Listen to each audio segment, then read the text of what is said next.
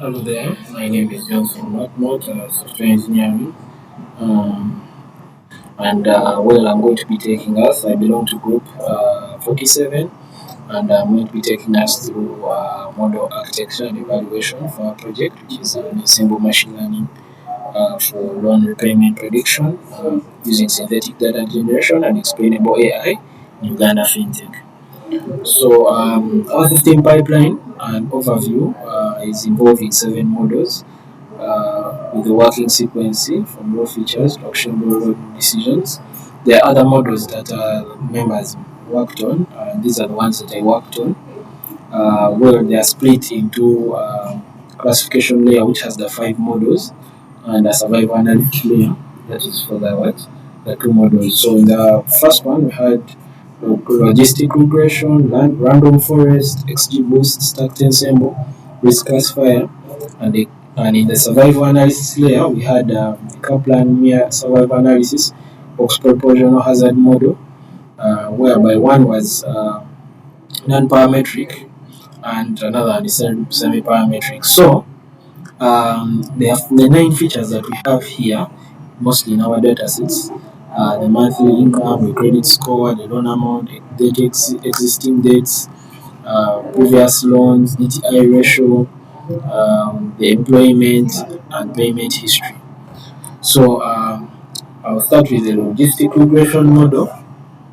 This one is simply like the base one or the baseline of the whole procedure. So this one just estimates the borrower probability for him to repay a loan. So the probability of that borrower to repay a loan. So it uses this combination of weighted features. So we have the sigmoid function which maps the linear combination of features. So that number maps it between 0 and 1. So you can see we give it the maximum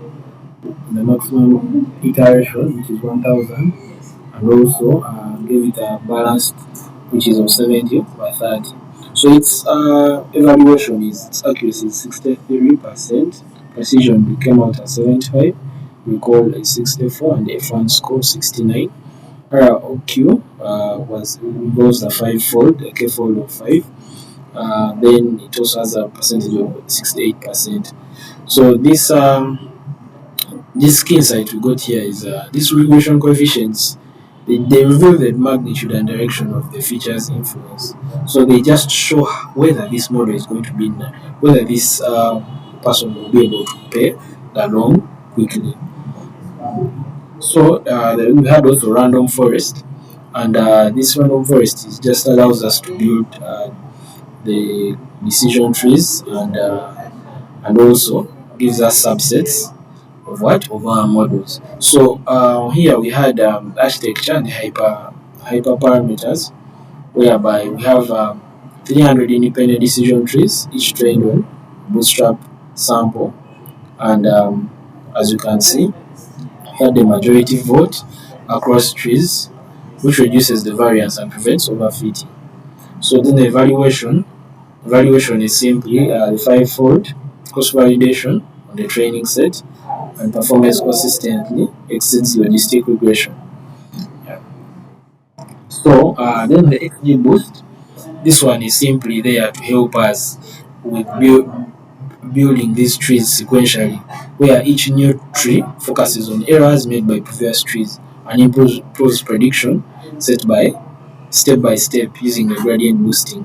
So how it works, there is sequential tree building.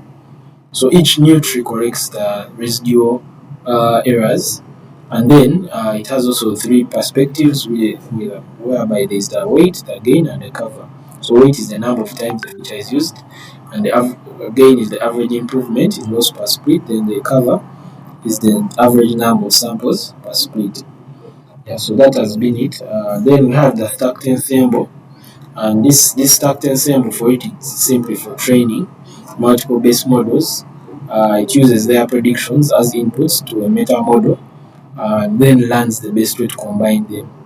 So in simply here we have all our models, the logistic in the layer 1, like the logistic, the random forest, and the XG boost.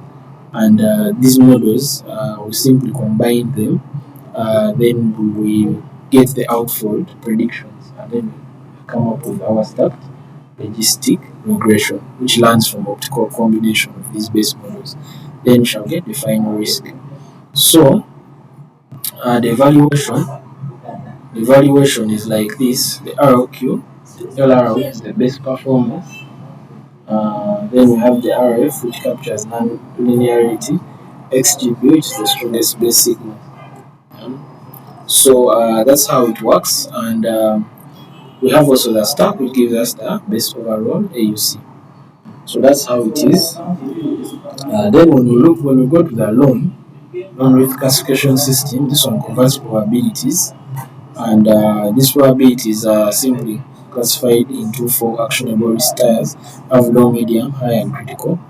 So that the law decision gives us an approval or rate of 8.5%, medium was 12.0, and then high was 16.5.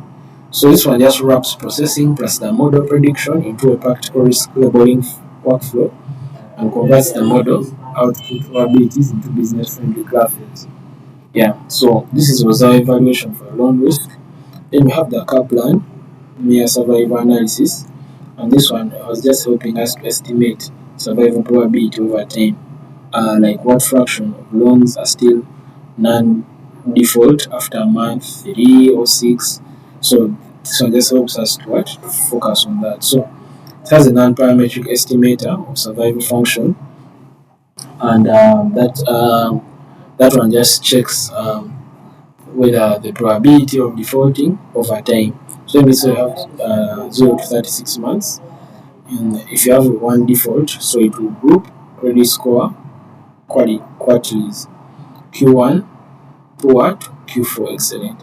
So we have the evaluation outputs are simply the overall care curve, which all borrowers with medium survival time and survival percentage within the 6, 12, and 24 months. Then we have group curves, for credit quartile curves.